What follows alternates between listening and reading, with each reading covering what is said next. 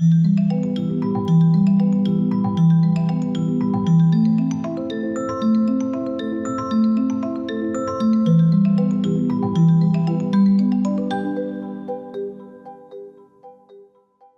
is the so-called sixth step of Uranus. Uranus is now making a quincunx aspect, the first quincunx before the opposition to itself. It's in a way preparing for its opposition. It's already sensing the Uranus opposition at 42.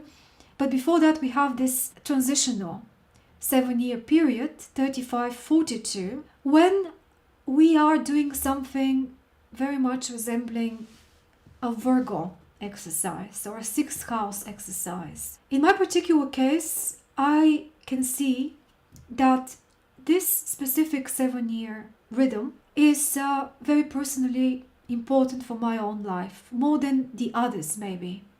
That it's crucial. Luckily, I'm right in the beginning of that one, and I understand, at least in theory, that it's crucial to make the most of it, because I have a very accentuated sixth house in my own chart. That's another way you can explore the Saturn-Uranus cycle.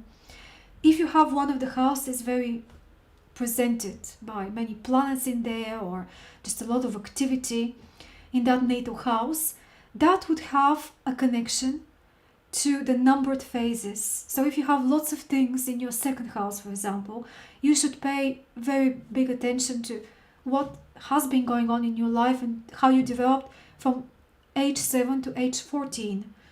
Here we are at the sixth step. I have lots of things going on in my sixth house, and this is the time when, for the second time, Saturn is making a waxing square or first square to its natal place, and whatever vision might have been born at age 30 is now being tested for the first time out there, like we were testing our will on our parents and peers when we were 7 to 14. Now this is another time when we need to go through a battle of some sort. There is fear of how well am I going to be able to do in my new task, if there is such a task chosen. For some people that might have been a new relationship, for others starting a family, but maybe the most important one, even if these other things are going on in the background, is what you're going to be dedicating your efforts to in the productive period of 30 years of your life. And now this is the age when you're seeing the first results. What's working, what's not working. How you need to not just shoot out there, being creative, without too much concern of technique or methods or skills or things like this. You're simply trying the ground on the previous period. Now, from 35 to 42, it kind of becomes very obvious that you have to take things in your own hands, very specifically in terms of capabilities, skills, and very objective realization of what you are able to achieve and what you are lacking, so that you can go out and try to learn it.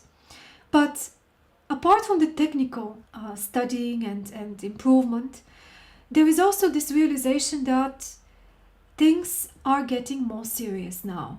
That life is no longer a play which is just timeless.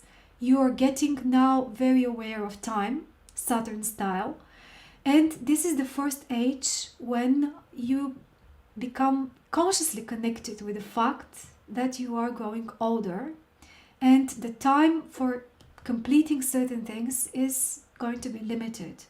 For both men and women, this is a very critical age, a testing age of how much your vision is going to stand the test of the external pressures of society pushing you and asking from you to now demonstrate real success, whatever they understand by that, and whether you are able to keep your integrity, whether you're able to not relinquish your vision, or this is not enough. Maybe having kept with what you're already doing since the 30s, there has come now a time to take it a bit more seriously, to improve yourself and to make it work. So for that, a lot of sixth house trials and tribulations are expected.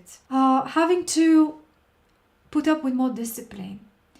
And the most important thing is actually more emotional than physical here in this age.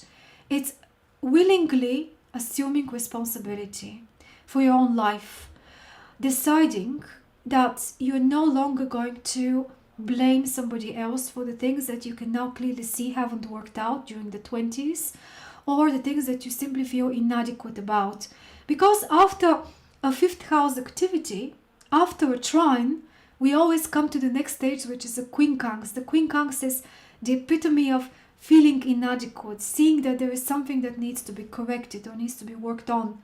So here, this is not a tragedy.